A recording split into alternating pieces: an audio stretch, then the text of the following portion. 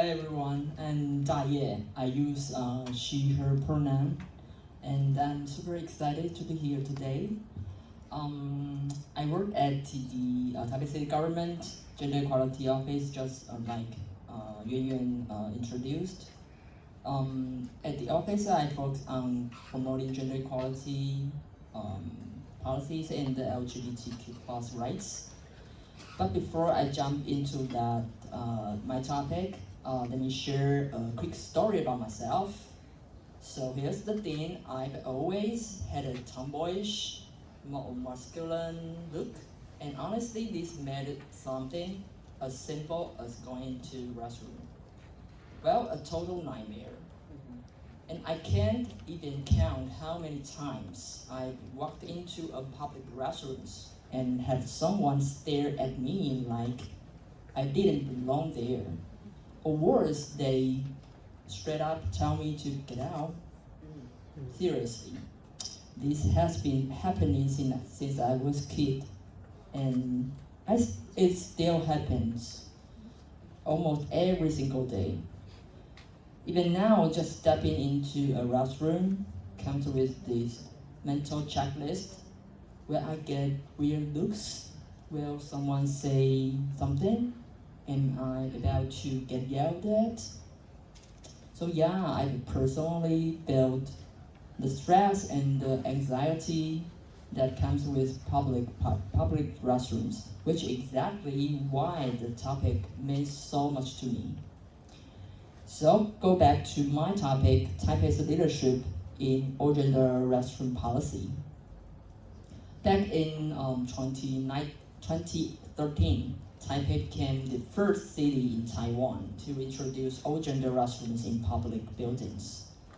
We didn't just stop at building restrooms. We also create clear signage and publish a guide called the Gender Inclusive Restroom Design Guidelines to help other government agencies and corporates adopt this idea. But here's the thing, we knew people would ask, why on earth do we need all gender restroom? So we came up with 3 key reasons. First one is to shorter lines for ladies' room. We've all seen it. The women's room has a huge line, while men's room is empty. All gender restroom help to reduce this imbalance. And the second one is to help families and caregivers, just like Georgianna just mentioned. Imagine a dad go out with his daughter and the female elderly caregivers with her male care recipients. Where do they go? All gender restroom make those moments easier. And the third one is there's a safer option for gender diverse people. For LGBTQ+ individuals, especially those who didn't fit traditional gender norms, all gender restrooms provide a much needed alternative where they feel safer and more comfortable. But new policies always receive both positive and negative reactions. So, how do we deal with doubts and misunderstandings from the public? Of course, not everyone was thrilled about this idea. We faced a lot of pushback and misunderstandings. So, here are the top concerns we heard from public and how we responded to it. The first one is, are all gender restrooms more dangerous? What about hidden cameras or sexual assault in all gender restroom? And the truth is, over 99% of restroom camera incidents happen in regular women's restrooms, not in all gender restrooms. But because all gender restrooms are new policy, any incident intends to blow up in the media. It's the situation to everyone. Yeah. And the second one, on these restrooms just for LGBTQ plus people? No. All gender restrooms are for everyone. They are not just an exclusive space. They are an extra option designed to make things easier for parents, caregivers, people with disabilities. And the third one question is, are you trying to remove all men's and women's restrooms?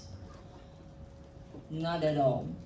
All gender restrooms are just an additional choice. That said, creating large gender spaces is a positive step toward true equality. So the road ahead, what are our future challenges? Well, Taipei has made great strides. The journey isn't over yet. We are now facing some new challenges, like the pressure from conservative and anti-LGBTQ plus groups. Some groups are pushing for us to stop using the term all gender restroom and instead just call them restrooms. Why? To make it seem like LGBTQ plus people have less visibility or fewer options. They've even spread false information to create fear, especially targeting transgender people. And controversy over gender restroom use. In recent years, we've received an increasing number of public complaints demanding clarity on questions like, is it illegal for a transgender woman to use the women's restroom? This situation often put us in a tough position, as some citizens expect us to take a clear stance. Like I said, a new policy will receive positive and negative response. So navigating these issues requires patience, dialogues, and clear communication. But we remain committed to ensuring Taipei is a city where everyone feels safe and respected. So what we learned from the new policy, at the end of the day, Taipei's experience showed us one important lesson. Building gender-inclusive spaces isn't just about restrooms, it's about challenging social norms. By introducing all gender restrooms, we open up conversations about safety, inclusion, and respect. We encourage people to think who feels unsafe in public space, and more importantly, what can we do to fix that? We know there's a lot of work ahead, but Taipei is committed to making our city a space, a place where everyone feels safe, respected, and included, no matter who they are. So next time, if you see an all gender or gender neutral restroom, remember it's not just a restroom. It's a symbol of a city that is working to make equality part of everyday life, even in the most ordinary moments. Thanks. And if you have any bathroom horrible stories of your own, please share with me.